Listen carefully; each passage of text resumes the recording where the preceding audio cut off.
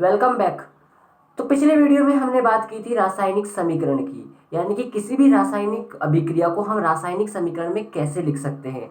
आज के वीडियो में हम बात करने वाले हैं रासायनिक अभिक्रिया की, यानी कि रासायनिक अभिक्रिया क्या होती है, रासायनिक अभिक्रिया, उनके प्रकार क्या होते हैं, किस किस तरह की रासायनिक अभिक्रिया होती है, वो सब हम इस वीडियो में देखने वाले हैं।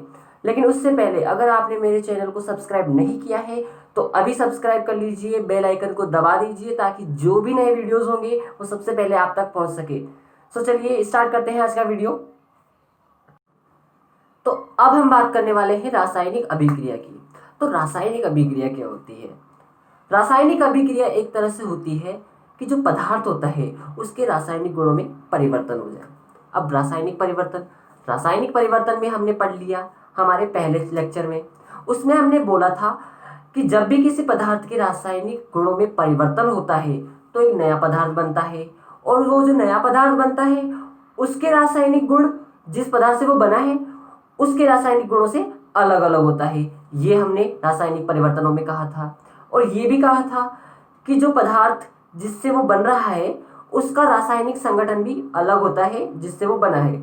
दोनों के रासायनिक संगठन भी अलग हो गए। और हम कह रहे थे कि जो पदार्थ बन चुका है नया, वो वापस जिससे वो बना है उसमें वापस चेंज नहीं हो सकता। ये थे हमारे रासायनिक परिवर्तन के गुणधर्म। वहां से हम कह सकते हैं कि कोई भी जो रासायनिक अभिक्रिया होती है वो रासायनिक अभिक्रिया क्या होती है कि जब किसी पदार्थ की रासायनिक गुणों में परिवर्तन होता है, या फिर हम ये कहें कि रासायनिक परिवर्तनों को ही हम क्या कहते हैं, रासायनिक अभिक्रिया कहते हैं। इसमें वही गुण उपस्थित होते हैं जो हमने पिछले लेक्चर में पढ़ा था, यानी कि रासायनिक समीकरणों में। रासायनिक समीकरणों को लिखने के हमने जितने भी चरण देखे थे उन सभी चरणों की यही पालना होती है।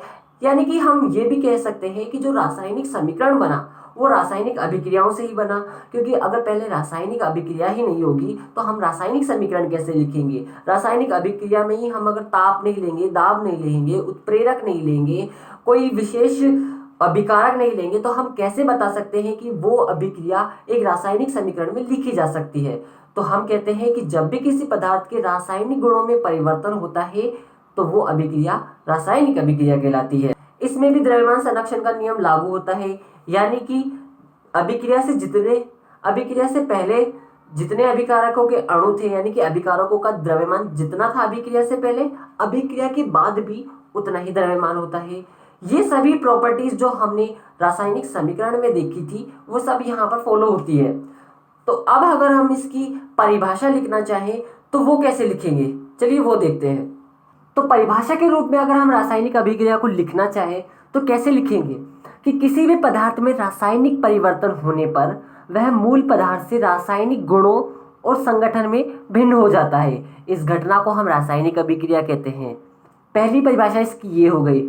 दूसरी, अगर हम ये भी लिख सकते हैं कि किसी पदार्थ में जब रासायनिक परिवर्तन हो जाते हैं, यानी कि जब रासायनिक परिवर्तन हो जाए किसी पदार्थ में तो वो घटना क्या कहलाती है, रासायनिक अभिक्रिया कहलाती है। इसके अलावा हम क्या लिख सकते हैं इसकी परिभाषा कि जब दो या दो से अधिक पदार्थों को, विलयनों को या फिर यौगिकों को जब हम आपस में मिलाते हैं और मिलाकर एक नया पदार्थ बनाते हैं तो पदार्थ जो बनता है, वो जो पूरी प्रोसेस होती है, ये जो घटना होती है, ये घटना रासायनिक अभिक्रिया कहलाती है। इसमें क्या होता है कि जो पदार्थ या विलयन हम ले रहे हैं उनमें जो बंध होते हैं, यानी कि उनके जो बंध होते हैं वो टूटते हैं और उनसे नए बंध बनते हैं। नए बंधों का बनना ही रासायनिक अभिक्रिया का मूल आधार होता है। यानी कि हम ये कह सकते हैं कोई भी रासायनिक अभिक्रिया तभी होगी जब उसमें पुराने बंध टूटेंगे और नए बंध बनेंगे। ये इसका आधार होता है रासायनिक अभिक्रिया का। ठीक है, तो यहाँ हमने अभिक्रियाओं के प्रकारों को लिखा है और इस चैप्टर में हम इन अभिक्रियाओं को पढ़ने वाले हैं। यानी सबसे पहले हम पढ़ेंगे संयुग्मन अभिक्रिया, एडिशन रिएक्शंस।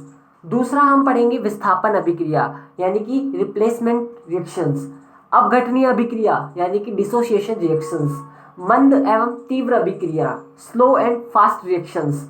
उत्क्रमणीय तथा अनुत्क्रमणीय अभिक्रियाएं, यानी कि रिवर्सिबल और इरिवर्सिबल रिएक्शंस। ठीक है, तो सबसे पहले स्टार्ट करते हैं हम संयुग्मन अभिक्रिया के साथ। तो सबसे पहले बात करने वाले हैं हम संयुग्मन अभिक्रिया यानी कि एडिशन रिएक्शंस की। तो एडिशन रिएक्शंस क्या होती है कि ऐसी रासायनिक अभिक्रियाएं जिनमें दो या दो से अधिक जो अभिकारक होते हैं वो आपस में मिलकर क्या करते हैं, एक उत्पाद बनाते हैं, सिर्फ एक उत्पाद बनाते हैं। जैसे यहाँ है अभिकारक है ए, दूसरा अभिकारक लिया हमने बी। जब ये दोनों अभिकारक आपस में क्रिया करते हैं तो एक नया उत्पाद बना लेते हैं। वो उत्पाद क्या होता है, ए और बी दोनों से मिला हुआ बना होता है, यानी कि अब इनमें ए में और बी में आपस में एक बंध बन चुका है और उस बंध के कारण ये दोनों आपस में जुड़ चुके हैं, इसलिए ये ए बी बना लेते हैं। इसमें मैंने लिखा भी है कि इन अभिक्रियाओं के मध्य, अभिकारकों के मध्य नए बंधों का निर्माण होता है। यहाँ इन अभिकारकों के मध्य कोई बंध नहीं था, लेकिन जब अभिक्रिया हुई, रासायनिक परिवर्तन हुए, तो क्या हुआ, इन दोनों के मध्य एक बंध बन गया और एक उत्पाद हमें प्राप्त हो गया। ये थी संयुग्मन अभिक्रिया। अब हम इसके कुछ उदाहरण देखते हैं। उदाहरण के लिए सबसे पहले हम देखें कोयले का दहन। कोयले का दहन। अब कोयला किसको कहते हैं, कार्बन। ऑक्सीजन दहन के लिए होती है, तो ऑक्सीजन, इससे क्या बना, CO2।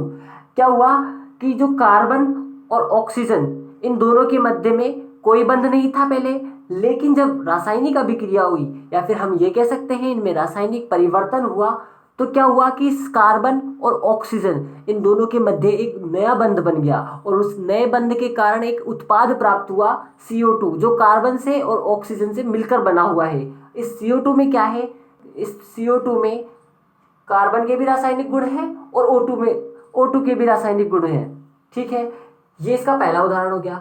दूसरा उदाहरण ले हम इसका, मैग्नीशियम फीते का दहन। Mg फीते का दहन। फीते का दहन, जहां भी दहन होता है वहां ऑक्सीजन आती है, ये बात ध्यान रखने लायक है। Mg प्लस O2, तो ये क्या बनता है, 2MgO। यहां से हम इसको संतुलित भी कर सकते हैं, क्योंकि हमने रासायनिक समीकरणों में पढ़ा था कि द्रव्यमान संरक्षण का नियम पालन होता है, तो वहां से हमें इसे संतुलित करना बहुत ही ज्यादा जरूरी है और हमें प्रत्येक अभिक्रिया को संतुलित रखना ही पड़ेगा। तो इसलिए मैग्नीशियम लिया, जब उसका दहन करवाया, दहन हम कहते हैं ऑक्सीजन की प्रेजेंस में होता है, तो जब इनका करवाया तो क्या हुआ कि मैग्नीशियम और ऑक्सीजन के मध्य एक बंध बन गया और हमें क्या प्राप्त हुआ, मैग्नीशियम ऑक्साइड। तीसरा उदाहरण हम इसका देखें, एथेन का हाइड्रोजनीकरण। हाइड्रोजनीकरण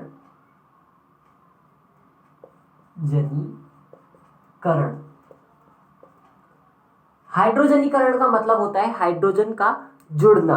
अब एथेन क्या होती है, CH2 डबल बॉन्ड CH2, इसे हम क्या लिख सकते हैं, CH डबल बॉन्ड CH। ये होता है एथीन। एथीन पर जब हाइड्रोजन का योग होता है, हाइड्रोजन का योग यानी कि हाइड्रोजन जुड़ता है, तो क्या बनता है, CH3 एथेन। इसको बोलते हैं एथेन, इसको बोलते हैं एथीन। ये भी हम पढ़ने वाले हैं अगले चैप्टर्स में कि ये एथीन क्यों है और ये एथेन क्यों है। तो इसमें हाइड्रोजन का योग कैसे होता है, यहां से हाइड्रोजन, दो हाइड्रोजन है, तो ये दोनों हाइड्रोजन क्या होगा, ये जो डबल बॉन्ड होता है, इस डबल बॉन्ड का मतलब है कि इसमें से एक कार्बन और ये जो कार्बन है, ये दोनों कार्बन ने अपने अपने इलेक्ट्रॉनों का साझा किया हुआ है। जब ये इलेक्ट्रॉन, या तो इसमें जो इलेक्ट्रॉन है, इस बंध में इलेक्ट्रॉन है, वो या तो इसके पास आ जाए या फिर इसके पास आ जाए, तो इन दोनों में क्या हो जाएगा, प्लस माइनस उत्पन्न हो जाएगा। कैसे कि SCH। अब मान लिया ये जो डबल बॉन्ड था वो डबल बॉन्ड इसके ऊपर आ गया। अब मैंने ये भी बताया था कि जिसके पास इलेक्ट्रॉन आते हैं उसके पास तो माइनस आ जाता है और जिसके पास से जाते हैं उसके पास प्लस आ जाता है। अब इसके पास प्लस इसलिए आ गया क्योंकि ये जो डबल बॉन्ड था इसमें एक इलेक्ट्रॉन ऊपर वाले कार्बन का था और एक इलेक्ट्रॉन नीचे वाले कार्बन का था, लेकिन नीचे वाले कार्बन ने क्या किया, दोनों इलेक्ट्रॉन को अपने पास ले लिया, यानी कि जो इसका था, जो ऊपर वाले कार्बन का इलेक्ट्रॉन था वो भी अब इसके पास आ गया, यानी कि इसके पास ज्यादा हो गए, उसके लिए हम माइनस का चिन्ह लगाते हैं, और जिसके पास कम हो गए उसके लिए हम प्लस का चिन्ह लगाते हैं। अब यहां से जो हाइड्रोजन होगा, यह हाइड्रोजन भी क्या होता है, प्लस माइनस में टूट जाते हैं। इसमें भी एक बंध में 2 इलेक्ट्रॉन होते हैं, इसमें भी इसने क्या किया कि हम मान लेते हैं ये जो हाइड्रोजन है ये दोनों इलेक्ट्रॉनों को लेके चला गया, दोनों इलेक्ट्रॉनों को ले लिया तो इसके पास माइनस आ जाएगा और इसके पास कुछ भी नहीं रह जाएगा, H प्लस। अब प्लस वाला तो माइनस पर अटैक करेगा और जो माइनस वाला होगा वो प्लस पर अटैक करेगा, ठीक है। तो बनेगा कैसे, CH CH। अब यहाँ माइनस था, माइनस वाला क्या प्लस वाला अटैक करेगा, प्लस वाला क्या है H है, तो यहाँ H जुड़ गया बंद बना के। यहाँ प्लस था, यहाँ कौन जुड़ेगा माइनस वाला, तो माइनस वाला कैसे जुड़ेगा, ये जुड़ गया। यानी कि अब देखें तो इसी के पास कितने H हैं, 1 2 3, और इन दोनों के मध्य बंद है इसलिए ये वाला बंद हो गया, ये C। इसके पास कितने हाइड्रोजन है, 3 हाइड्रोजन है, तो 3 हाइड्रोजन, ये हो गया CH3। इसे कहते हैं हम एथीन का हाइड्रोजनीकरण। इसमें क्या हुआ कि एथीन और हाइड्रोजन के मध्य एक बंध बना और उससे एथेन हमें प्राप्त हुआ। तो ये था संयुग्मन अभिक्रिया। संयुग्मन अभिक्रियाओं में ये इसके उदाहरण भी देख लिए। तो अब हम देखते हैं विस्थापन अभिक्रिया। विस्थापन अभिक्रिया क्या होती है कि वे रासायनिक अभिक्रिया जिनमें एक अभिकारक में उपस्थित परमाणु या परमाणुओं का समूह जो होता है दूसरे अभिकारक में उपस्थित परमाणु या परमाणु के समूह द्वारा प्रतिस्थापित हो जाता है। कैसे होता है, जैसे यहां देखा जाए, यहां क्या था, एक यौगिक, या हम इसे कहते हैं परमाणुओं का समूह। एक यौगिक था, एक यौगिक में क्या है, ए और बी प्रकार के 2 परमाणु आपस में बंध बनाकर जुड़े हुए हैं। और दूसरा हमने अभिकर्मक ले लिया सी प्रकार का अभिकर्मक ले लिया। जब इन दोनों की अभिक्रिया होती है तो अभिक्रिया में क्या हो जाता है, ये जो बी होता है इसकी जगह सी आकर जुड़ जाता है। ये बी हट गया और यहाँ सी जुड़ गया। पहले सी अकेला था, अब बी अकेला है, तो हुआ क्या, सी ने बी को हटा दिया और उसकी जगह खुद आ गया। इसे ही कहते हैं हम प्रतिस्थापन, ठीक है। और इन अभिक्रियाओं में होता क्या है कि इन अभिक्रियाओं में पहले से बने जो अभिकारकों में बंध होते हैं, इस अभिकारक में पहले ए और बी के मध्य बंध था, लेकिन जब उत्पाद बना तो हमने क्या देखा कि अब वो बंध किसके बीच में है, ए और सी के बीच में। यानी कि हम कहते हैं कि पहले से जो अभिकारक में बंध थे वो बंध टूट जाते हैं और फिर नए बंध बनते हैं। यहां हमने देख लिया। अब हम इसके उदाहरण लेते हैं और उदाहरण के माध्यम से हम इसको और समझते हैं। तो उदाहरण लेते हैं हम विस्थापन अभिक्रिया का एक, कॉपर सल्फेट की जब हम जिंक धातु से अभिक्रिया कराते हैं तो क्या बनता है, जिंक सल्फेट और कॉपर धातु। कैसे बना कि यहाँ क्या था, जो सल्फेट था वो सल्फेट किसके साथ जुड़ गया, अब जिंक के साथ। इसमें हुआ क्या कि जिंक ने जो है कॉपर को हटा दिया और कॉपर की जगह खुद आ गया, ये हुआ। यह अभिक्रिया एग्जाम्स में बहुत बार पूछी जाती है। वो इसलिए पूछी जाती है कि जो कॉपर सल्फेट होता है इसका जो विलयन होता है वो नीले कलर का होता है। हम यहाँ लिख सकते हैं कि जब एक बीकर लेते हैं हम, तो इस बीकर में हम जब कॉपर सल्फेट का विलयन लेते हैं तो वो नीला कलर का होता है, नीला कलर का होता है। लेकिन जब हम इसमें जिंक धातु डाल देते हैं तो क्या होता है कि यहाँ पर उसका नीला कलर उड़ने लग जाता है। यानी कि जो विलयन कॉपर सल्फेट का था वो नीला नहीं रह जाता है, अब उसका जो नीला कलर था वो उड़ जाता है। वो क्यों होता है, वो इसीलिए होता है क्योंकि जो कॉपर सल्फेट था उसमें कॉपर की जगह अब क्या आ गया, जिंक, यानी कि अब बन गया जिंक सल्फेट। जिंक सल्फेट तो नीले कलर का होता नहीं है, इसलिए वो नीला कलर देगा भी नहीं। इसमें कॉपर सल्फेट का जो नीला विलयन किसके कारण था, कॉपर के कारण। अब वो कॉपर ही हट गया उस सल्फेट से, तो बना क्या, जिंक सल्फेट। जिंक सल्फेट नीला होता नहीं है, कॉपर बेचारा अलग रह गया, वो नीचे आ गया। इस प्रकार से हम कह सकते हैं कि जो कॉपर सल्फेट का विलयन होता है नीला, जब जिंक धातु से अभिक्रिया करता है तो वो उसका नीला रंग उड़ जाता है। क्यों, क्योंकि जिंक सल्फेट बन जाता है। ये थी विस्थापन अभिक्रिया। अब हम ये देखते हैं कि इस जिंक धातु ने कॉपर को हटा कैसे दिया। भाई ऐसा क्या था इस जिंक के पास कि इसने कॉपर को सल्फेट से हटा ही दिया। तो वो था सक्रियता। सक्रियता मतलब इसकी पावर जो है इससे ज़्यादा थी, इसमें ज़्यादा शक्ति थी। शक्ति मतलब ये इसके पास इतनी शक्ति थी कि इन दोनों का बंध तोड़ सके और इसकी जगह खुद आ सके। उसे कहते हैं हम सक्रियता सारणी से। सारणी से कैसे निकाला कि इनकी एक तत्वों की एक सक्रियता सारणी होती है, जिसमें क्या होता है कि हम ये देखते हैं कि कौन सा तत्व ज़्यादा शक्तिशाली है, यानी कि जो विस्थापन करेगा उस विस्थापन में से कौन सा तत्व किसका विस्थापन करेगा, इसके लिए हमारे पास एक सक्रियता सारणी होती है। तो चलिए वो सक्रियता सारणी देखते हैं हम। अब हम ये देखते हैं कि हमने जो अभी अभी अभिक्रिया लिखी उसमें जिंक कॉपर की जगह कैसे आ गया। भाई क्यों कॉपर को हटाकर जिंक उसकी जगह जुड़ गया। वो ऐसा इसलिए था क्योंकि जो जिंक होता है उसकी अभिक्रियाशीलता जो है कॉपर से ज़्यादा होती है। वो हम कैसे पता लगाते हैं, वो हम इस सक्रियता सारणी से पता लगाते हैं। हमें ये सक्रियता सारणी अगर याद है तो हम किसी भी विस्थापन अभिक्रिया में ये बता सकते हैं कि कौन सा तत्व कौन से तत्व को हटाएगा और उसकी जगह आकर जुड़ जाएगा। तो इस सक्रियता सारणी में सबसे ज़्यादा सक्रिय कौन सा होता है, पोटेशियम होता है, उसके बाद सोडियम होता है, उसके बाद कैल्शियम होता है।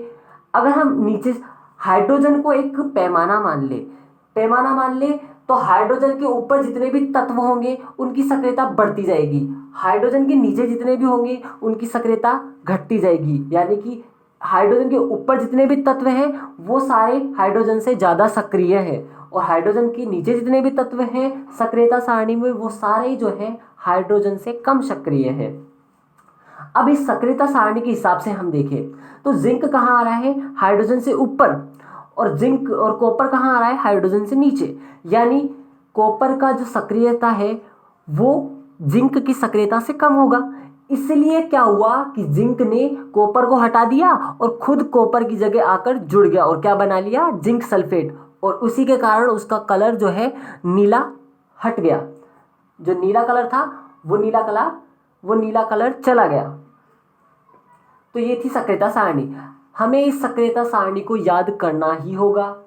अब हम देखते हैं द्विविस्थापन अभिक्रिया। अगली अभिक्रिया की बात करते हैं हम, द्विविस्थापन अभिक्रिया। तो द्विविस्थापन अभिक्रिया क्या होती है कि जो अभिकारक होते हैं उनमें दोनों अभिकारकों में जो परमाणु या परमाणुओं के समूह होते हैं वो आपस में क्या हो जाते हैं, विस्थापित हो जाते हैं और नए उत्पादों का निर्माण करते हैं। कैसे, जैसे ए भी एक अभिकारक है और सी डी एक जैसे ए भी एक अभिकारक है और सी डी अभिकारक है। इसमें क्या है, ए के साथ बी जुड़ा हुआ है और इसमें सी के साथ डी अभिकारक जुड़ा हुआ है। ठीक है, अब क्या होगा कि बी जो है वो सी के साथ चला गया, ए जो है वो डी के साथ चला गया, तो क्या बना, ए डी और सी बी। अब वो क्यों बना, वो इसलिए ही बना क्योंकि यहाँ भी हम सक्रियता सारणी के हिसाब से ही देखते हैं कि कौन सा तत्व किसको रिप्लेस कर रहा है। यहाँ हुआ क्या था कि जो ए बी था वो ए और बी में टूट गया, अलग अलग हो गए, और यहाँ जो सी और डी था वो क्या हुआ, सी और डी में टूट गए। फिर क्या हुआ कि यहाँ से जो ए था और बी था, बी तो ये है और ए ये है, और यहाँ जो सी और डी था, सी तो ये है और डी ये है। तो यहाँ क्या हुआ कि सी ने तो बना लिया बंध बी के साथ और ए ने बना लिया डी के साथ, कुछ ऐसे। ठीक है, तो बन गया ये।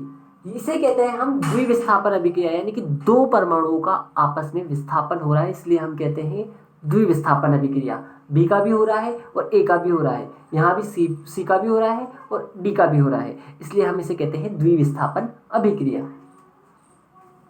अब हम इसके देखते हैं उदाहरण ताकि हमें अच्छे से समझ में आए। कॉपर सल्फेट प्लस NaOH यानी सोडियम हाइड्रोक्साइड। तो जब इसकी अभिक्रिया होती है तो क्या बनता है, Na2SO4 और कैल्शियम हाइड्रोक्साइड। ये कुछ वैसा ही हो गया, पहले हम इसको संतुलित कर ले। संतुलित करने के लिए हम इसको Na के आगे 2 लगा दे तो ये संतुलित हो चुकी है अभिक्रिया, हम देख सकते हैं। ठीक है, अब ये कैसा हो गया, कॉपर हो गया ए टाइप, ये हो गया बी, हम इसको सी मान ले, इसको डी मान ले, तो ये वैसा ही हो गया। अब ए किसके साथ गया था, डी के साथ, तो ए गया डी के साथ, बना क्या, कॉपर हाइड्रोक्साइड। वो कैसे बना, वो हमने 9वीं में पढ़ा था कि कॉपर की जो संयोजकता होती है वो +2 होती है और हाइड्रोक्साइड की होती है -1। तो इसकी तो है +2, इसकी है -1, तो होता क्या था, गुणा हो जाता था ऐसे, यानी कि कॉपर के साथ तो क्या जाएगा -1 को लिखते नहीं है, 2 है, अब इसकी 2 है, 2 इसके साथ गुणा हो जाएगी तो हाइड्रोक्साइड, पूरा एक समूह है इसलिए इस पूरे पर 2 का गुणा होगा, तो हाइड्रोक्साइड इस तरह बन गया। सोडियम सल्फेट कैसे बना, ये बी टाइप का था और सी टाइप का था, ये दोनों आपस में चले गए, विस्थापित होकर आपस में चले गए। कैसे बना, तो सल्फेट का तो होता है -2, सोडियम का होता है +1, इसकी संयोजकता होती है ये। ठीक है, तो हम इसको -2 और +1 हम लिख सकते हैं Na। अब Na के साथ किसका गुणा होगा, 2 का, तो 2SO4। ठीक है, ये जो 2 है माइनस का ऊपर, वही हमने इसकी संयोजकता लिखी है, तो कंफ्यूज होने की जरूरत नहीं है कि जो सल्फेट होता है वो SO4 के रूप में होता है, -2 उसकी संयोजकता होती है, संयोजकता इसके साथ गुणा हो गई इसकी, और इसकी संयोजकता इसके साथ गुणा हो गई, तो ये Na2SO4 बन गया। ठीक है, तो यहां हम देख सकते हैं द्विविस्थापन हुआ है। द्विविस्थापन कैसे हुआ है, कॉपर का हाइड्रोक्साइड के साथ और सल्फेट का सोडियम के साथ, 2 जनों का द्विविस्थापन हुआ है, तो ये थी द्विविस्थापन अभिक्रिया। सो गाइस, ये थी रासायनिक अभिक्रियाएं। यहाँ हमने देखा रासायनिक अभिक्रियाओं के प्रकारों को, जिनमें से कुछ प्रकारों की हमने यहाँ पर चर्चा की।